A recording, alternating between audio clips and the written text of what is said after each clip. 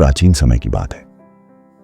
राजा दक्ष, जो सती के पिता थे, उन्होंने एक भव्य यज्ञ का आयोजन किया जिसमें सभी देवी देवताओं को आमंत्रित किया गया, लेकिन भगवान शिव को नहीं बुलाया।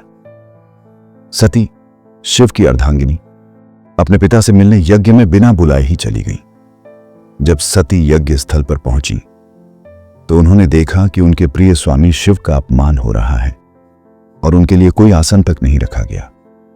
यह देखकर सती को अत्यंत दुख हुआ और उन्होंने क्रोध व अपमान की अग्नि में स्वयं को उसी यज्ञ कुंड में भस्म कर दिया। जब यह समाचार भगवान शिव को मिला, उनका हृदय पीड़ा और क्रोध से भर गया। उन्होंने सती का जला हुआ शरीर उठाया और पूरे ब्रह्मांड में घूमने लगे। उनका विलाप और क्रोध इतना तीव्र था कि सृष्टि संकट में पड़ गई। तभी शिव ने रौद्र रूप धारण किया और तांडव नृत्य करने लगे। उनका तांडव इतना भयानक था कि पृथ्वी कांपने लगी, पर्वत हिलने लगे, समुद्र उफान पर आ गए और आकाश कांप उठा। यह नृत्य सृजन और संहार दोनों का प्रतीक था। जब भगवान शिव नाचते हैं तो समय थम जाता है। देवताओं ने भयभीत होकर भगवान विष्णु से प्रार्थना की।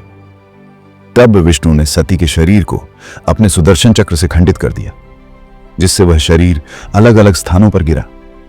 वे स्थान आज शक्तिपीठ कहलाते हैं। सती का शरीर पृथ्वी पर स्थापित हुआ और शिव शांत हुए। इसी तांडव को रौद्र तांडव कहा गया, जो संहार का प्रतीक है और साथ ही वह ब्रह्मांडीय ऊर्जा का स्वरूप भी है। यह कहानी हमें सिखाती है कि प्रेम, अपमान और बलिदान की गहराई क्या होती है। और भगवान शिव का तांडव केवल नाश नहीं, नवसृजन का आरंभ भी है।